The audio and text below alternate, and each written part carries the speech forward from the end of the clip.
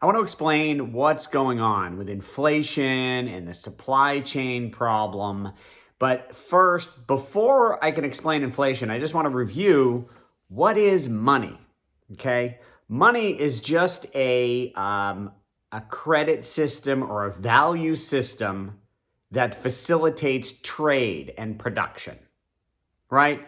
When you make anything, if you talk about how do we make your phone, how many pieces go in that, the person who's planning to make that phone has to compute the price of all of these pieces and put them together. And how do they decide which pieces to buy and how much to price the phone and how much money to borrow? You need this pricing system so that people can work together. And it's not just for the phone. It doesn't matter anything. A pencil, it's like the paint that goes on the outside of the pencil and where do you get the lead and the wood and then the store that it goes to. And there's so many steps. And we communicate our production and distribution through the pricing system. So it's very important for production to have a free market with prices and a stable money supply so that we have accurate pricing so that people can produce stuff. Any manipulation of prices affects production negatively, or at least negatively towards what society naturally wants. And okay, so that's what money is. So when you manipulate the money supply, so now let's imagine you have an economy and there's X amount of money, so everything is priced. The value of this shirt is whatever it is, and the value of that picture is something else. And then you go and you increase the money supply by 10%. So the first thing is, well, how do you increase it? Let's say you give 10% more money. Everybody's money goes up by 10%. So if you have $100, you now have $110. If you had $1,000, you have $1,100. Everybody, their money goes up by 10%. And so you would expect then that all prices will go up 10%. Okay? And so in a sense, you might think, well, that it just doesn't matter, right? All the prices go up. Maybe it's a little pain in the neck or whatever, but whatever. But it actually, that has a big effect because a lot of production is done over time. People make investments for a year, 2 years, 5 years down the road, and even longer. And so if all those prices go up, you price something and, I'm going to pay you $100 a year from now. Well, now that $100, the value of that just went down. It just became cheaper for you to pay, or the person who sold it to you and said, I'll take your money later, they're getting 10% less value than they expected. So any manipulation of the money supply, it affects our attempts to produce efficiently.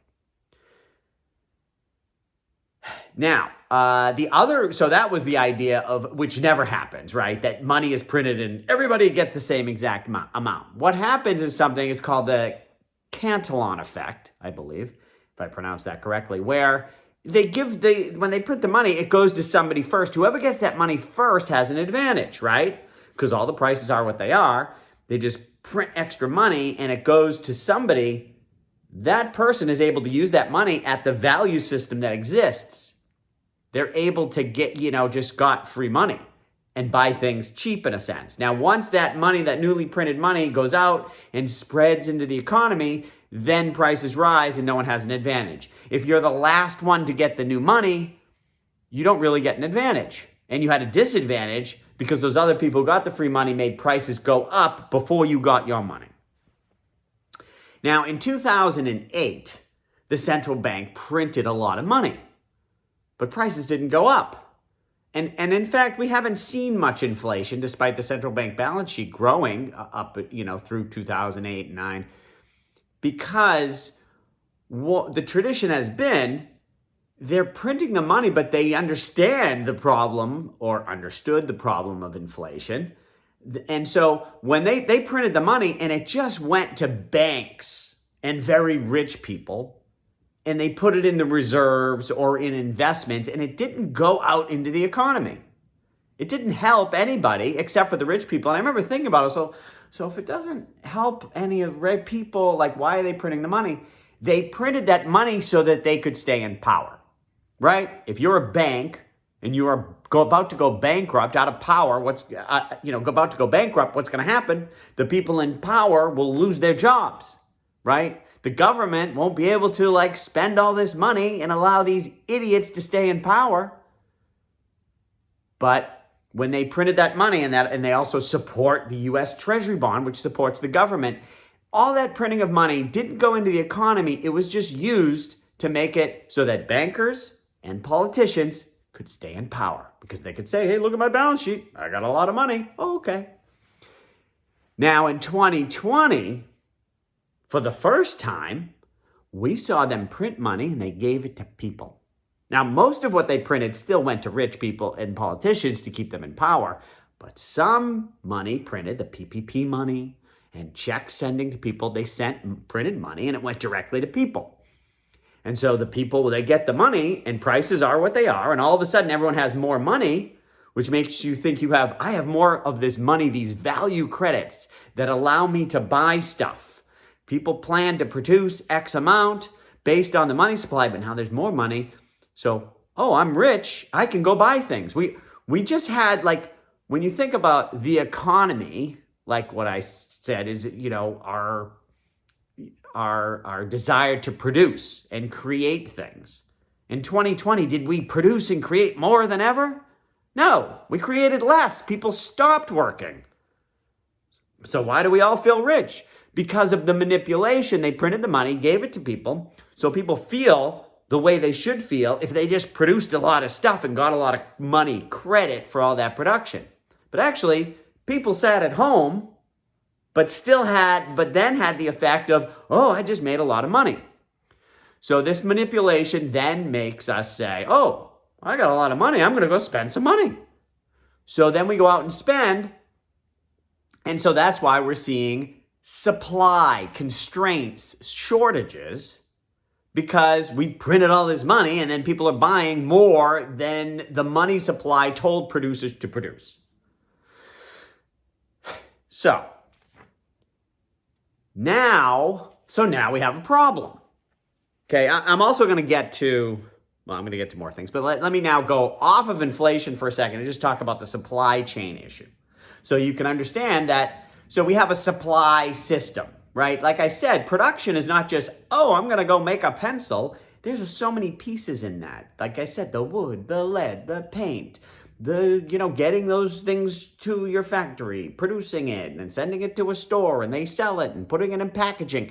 Just the littlest thing requires all this coordination, and it's a whole, the production, this is the supply chain from one step to another. So the biggest points in our supply chain are giant containers of stuff come into a port. They unload it into their the receiving area, goes onto a truck or a train, and that goes to a warehouse, and then it goes from the warehouse to another truck or train or whatever, and goes to a store. And these systems are built based on our money supply and an economy that over time grows at a similar pace. And we have this supply chain that functions however well it functions. All of a sudden, you're pumping a bunch of money and everybody starts buying more. Now we have all this stuff that now is overwhelming the supply chain as it's built.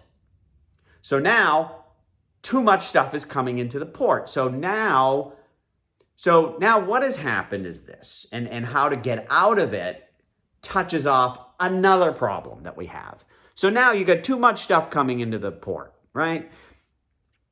And then there's too much. So now the ports are overwhelmed. They can't handle all the volume.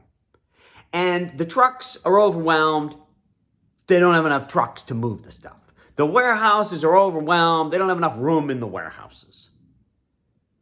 So this is a problem that needs to be fixed. And this touches into the biggest problem we have in our elite class, our leaders who aren't leading anything, our politicians, our, this guy Balaji, Balaji, I believe. Listen to him, follow him on Twitter. look up his podcast, listen to every podcast he does, even ones from a year ago are like relevant and brilliant, or 5 years ago. Unbelievable. Anyways, so he talks one thing about the difference between founders and inherited power, right? When you get elected, you just get all this power. You didn't build it. You didn't create it. And most of these people who get elected, they don't have the ability to create these things. And even founders of a company, they've built this company, but then when they retire and someone's running it, they can run it. They can keep the machine going, but if something dramatic happens and you need to reinvent the company, you need that founder mentality for doing something that other people don't see, pushing everybody through, convincing everybody to make dramatic changes, and getting the trust of others to follow you. So you need that founder mentality. And we saw this with COVID. Why did the government and so many institutions fail miserably with COVID? Because it required this sort of founder. You needed, I just call it, smart people, right? Geniuses to adjust to the change. So now with the supply chain problem, Biden, that's why he has a big meeting and he talks to the people at the ports and they decided they're going to work an extra 4 hours a night. Right? That's the example of inherited power solution. Like, we have a major problem: ports, trucking, warehousing. And if you just fix the ports, let's say that an extra 4 hours working a night was actually going to fix the ports, well, then it's just going to pile up at the next stop of the supply chain problem. So, but this is how inherited, Biden is not a guy who's going to come up with some massive national solution to fix the supply chain problem, right? Obviously. And I'm not, please, I hope none of you will put me in the category, oh, he doesn't like blue team. He must like red team. Oh, he doesn't like Biden. He must like Trump. No, they're all idiots. Trump is a moron for many reasons, different and some similar to why Biden is a moron.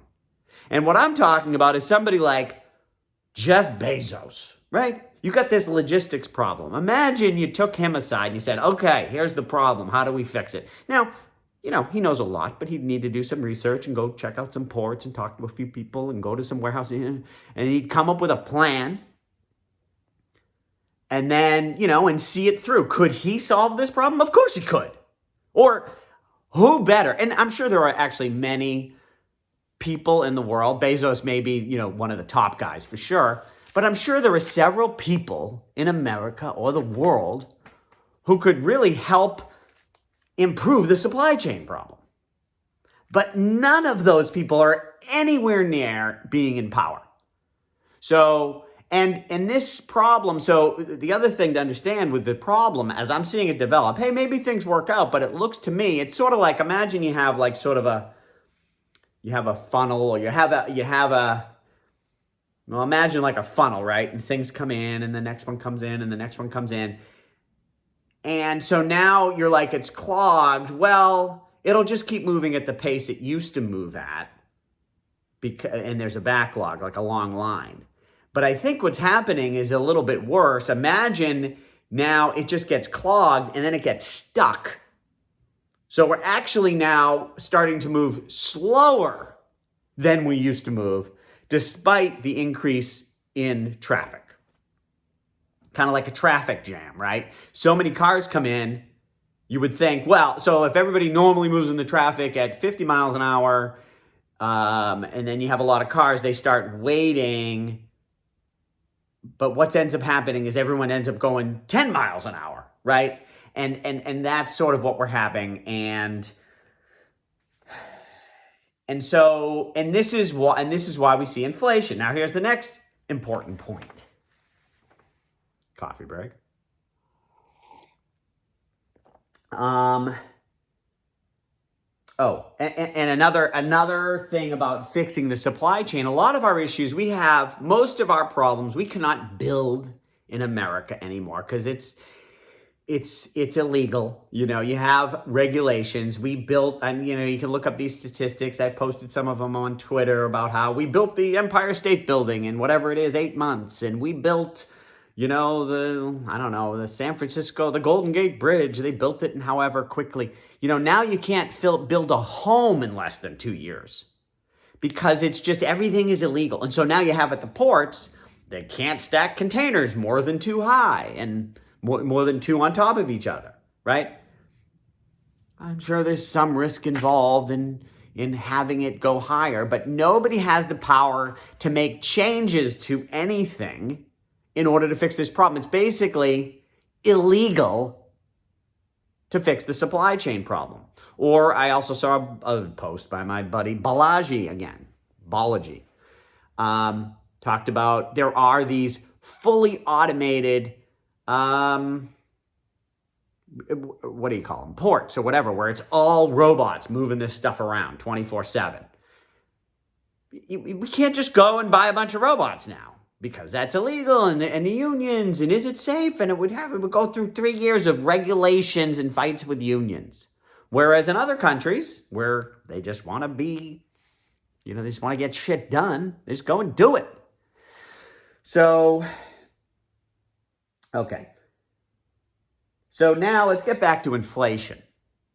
What they teach you in economics. I majored in economics at the University of Michigan. Granted, it was a long time ago, but I believe it's the same and possibly worse. And I remember I was young, but I remember thinking, first of all, this stuff is it seems kind of stupid, and most of it seems like all of these teachers are communists. And now that I've grown older and more wise, I look back and I go, you know what? Most of it was dumb, and the teachers are communists. If you're learning economics in school, or just any, regular macroeconomics, the only economics that makes any sense that you can study in school is microeconomics 101. Like supply and demand and like some of that stuff is actually really interesting and good. I recommend anybody study it. Beyond that, and anything macro, it's all a bunch of fake math created to support the government's ability to print money.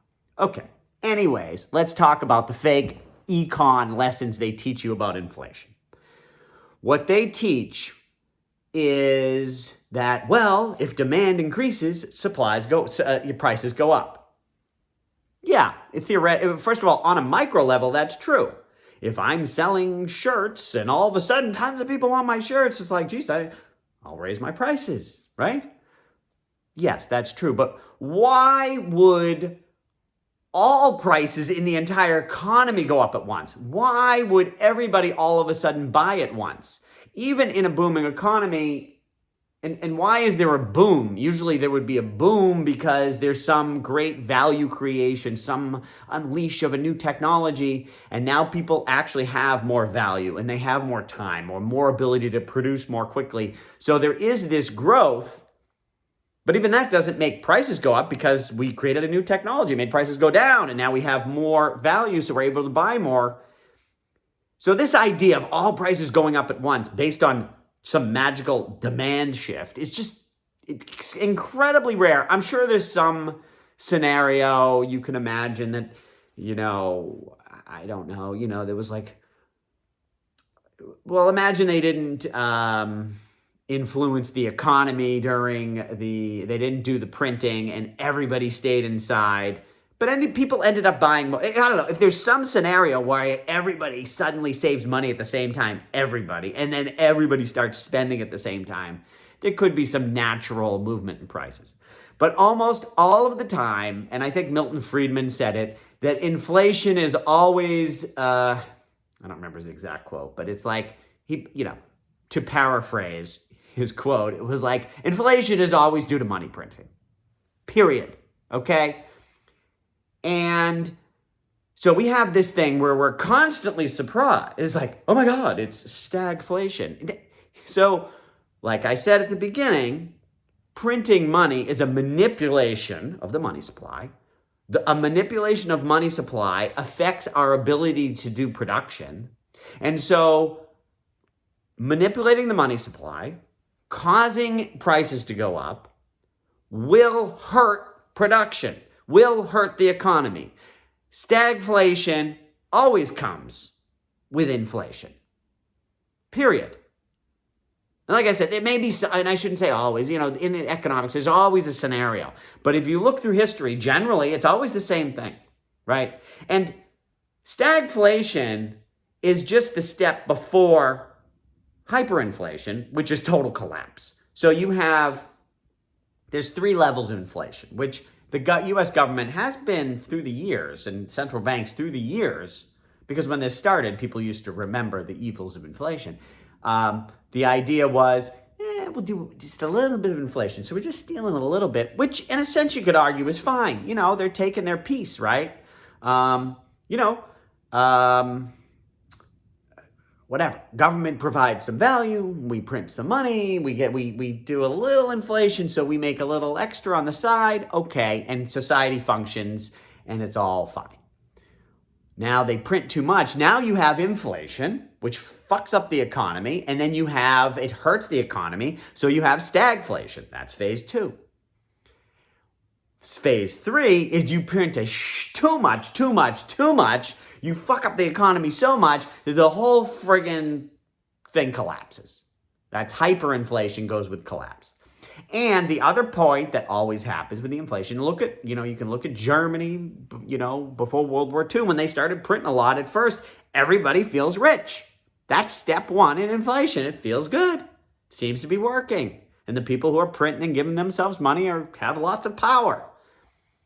And then it turns into inflation, then stagflation, and then collapse. Now, or in the 70s, we had stagflation, but we pulled it back. They raised interest rates to 20%. People got in power who said, we better stop printing money, right? And so they pulled it back. It doesn't have to keep going. And so, this idea that it's just like, oh, it's inflation, it's a natural thing, it wasn't caused by the government. It's just inflation is okay. I think I made my point. Okay.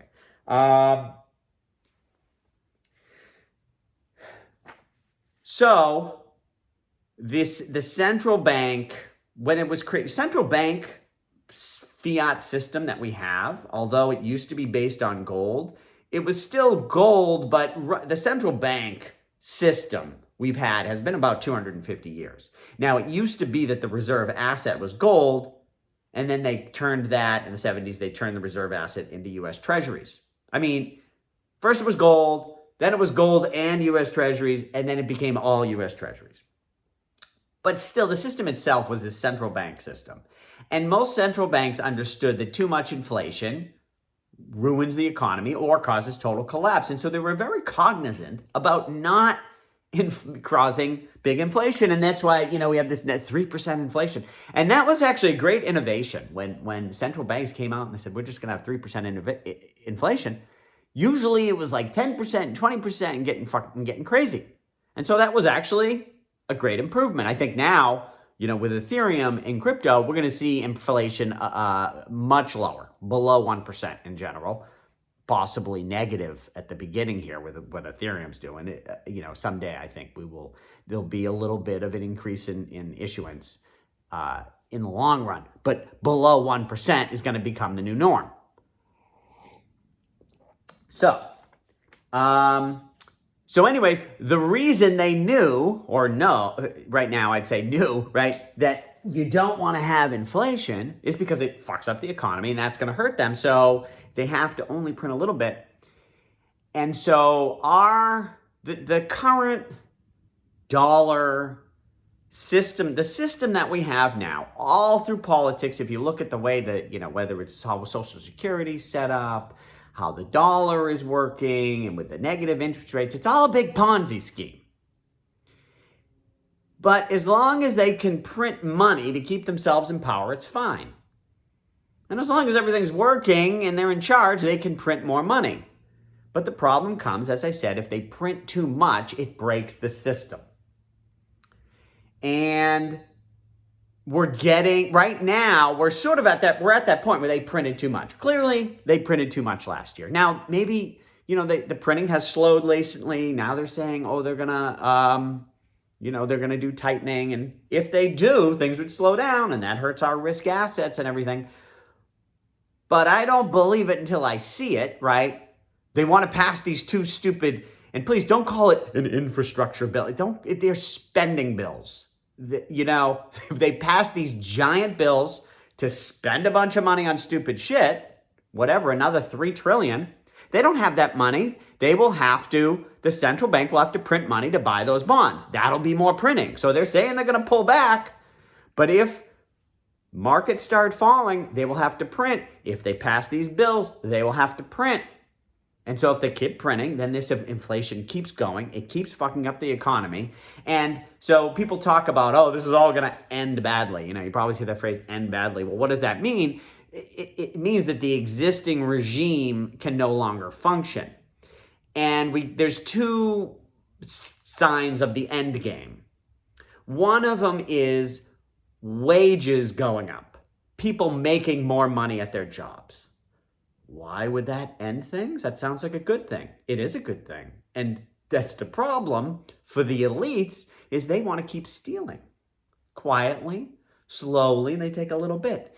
But if they're printing so much money to the point that it's going into the economy, and as soon as they print, it quickly goes and turns into wages, and people are making more money, then they're not stealing from people. They're just printing and people are making more money. If wages going, and it means too that the money is so quickly moving through the system that they really aren't, they're hurting things, the overall economy, more than they're able to steal. And so wages going up is generally a sign that the inflation gig is up and they can't print more. If they can't print more, the Ponzi is over. And Ponzi schemes don't end slowly, right? It ends like that. If we get to a point, see, everybody always thinks that, oh, everything's in trouble. You see these memes about, oh my God, aliens are invading the US. What are we going to do? Let's print money, right? A comet's going to hit the earth. What should we do? Print money. Like, when we stop thinking that printing money solves problems, or we believe that printing money is causing problems and the government can't print money, it's all over. The government can't fund itself. It is bankrupt. All the banks are bankrupt if they can't print money. And wages going up means we're one step closer to that. Also, and that's, I guess that was my other point there, that once we realize that, so in a sense, it's an idea. I think I talked about this in another video where I remember I spent years ago spending a lot of time thinking, okay, I understood why communism collapsed in Eastern Europe. But why did they all collapse at the same time, right? They're all different system, independent countries. And I remember when priests all started getting put in jail for molesting boys. Okay, it's illegal, it's wrong, and people get caught. But why do they all get caught and arrested at the same time? It's because it's an idea, and ideas can spread real fast. It became an idea that it's not okay for a priest to fuck a boy. It became an opinion that this communism thing in Eastern Europe ain't working. And that idea, just like it's like a meme, right? It's just like it becomes to a point where it's simple, everyone understands, and people just agree, and it spreads. And so if that meme spreads, because people generally think that, oh, we got problem, like, oh, it's good that the central bank printed all that money, it really helped us, and you can argue that in the short term. First of all, it's the people in power are the ones talking. Oh, it really worked, thank God. You don't hear a lot of like poor people saying, oh, thank God the central bank printed all that money, I was really in trouble and now things are great. But it does help some things in the short run. But it's an idea. If the idea changes to all these things are fucked up because of the central bank printing money, and then they start running out of money, and then people think printing money makes things worse. So now we got a big problem. Well, you can't print money. That's going to make it worse. We're going to do something else, and there's nothing else that those guys in power can do because they're all idiots with no ideas or skills. Things change quickly. So I am not predicting hyperinflation and collapse. I'm just telling you where we are right now. They printed a shitload of money, too much, which caused this demand burst, which is not some natural economic phenomena. It was simply caused by the printing of money. That has put strains on our system. And we now would need, in order to relieve these strains, we would need real leaders to come in and make adjustments, which we don't have, those real leaders. Now, it's possible that the central bank, now what happens? They start tightening. This money works its way through, and we have these supply chain issues. It's a story for like 6 months or 8 months, and then it works through, and we go back to the way we were. That is totally possible. It's also possible that they keep printing, and it gets worse, and we see the end game. And how does the end game play out? Oh, does that mean ETH goes to the moon? Probably risk assets don't. But you can't predict what will happen. I mean, in the long run, ETH is a winner. But in some sort of collapse situation, what happens? I don't know. One bet I do have that in a real tough situation, stable coins earning high yield on the blockchain probably are winners in a collapse situation. And also gold. I didn't like gold for a long time. I remember a long time ago. Sold all my gold for Bitcoin. Very good trade. Now, if there is some sort of a catastrophic, and again, with these things, when I say I like something, it doesn't mean maybe 1% of your money in gold, maybe whatever, or 2%, like that's it. But anyways, gold. And for those of you, I remember I used to think when I had a little bit of money, I was like, why would I do 1%? Who cares? It's when things go, if you have 1% and then it becomes 5%, it's actually a big deal in your portfolio. Like risk management, I don't know. For some reason, it's easier to understand when you have more money. But anyways, so gold, if, the government, like I said, they don't have leaders, they don't have brains.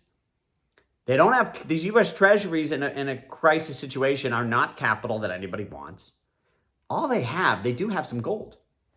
People think there's no gold in those. I'm sure they have some gold, and it's something that they have, the government's capital. They don't have crypto. They have gold. And if they need to restructure, I think gold becomes part of the reserve. If they need to gain trust, gold could become a factor, and then gold would moon. Listen, maybe it doesn't at all. I'm not predicting it. I'm just saying to have 1% of your money in gold, you could get lucky, right? Also, gold is one of the few things that has not gone up a lot. I mean, it's really struggled because I think most people have been running to crypto. So I feel like the downside on gold is not too big either, But, buying GLD, if you buy GLD and ETF, what is that? That's you give money to E-Trade who says they owe you, and they're owed by somebody else who owes it from someone else who's lent it out to 3 other people. And by the way, the ETF is a claim on gold that's supposedly in a warehouse. I mean, it's like you're really stretching the trust figure on that. Personally, I sort of like owning, if you're going to own, like a stock of a mining company. The biggest one is Barrick, I think, and the ticker is gold. I don't know. I'm not recommending these things. I don't know how to invest in gold.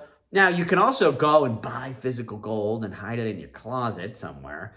The only issue with that is, there's a lot of fees to getting it. You got to make sure you hide it.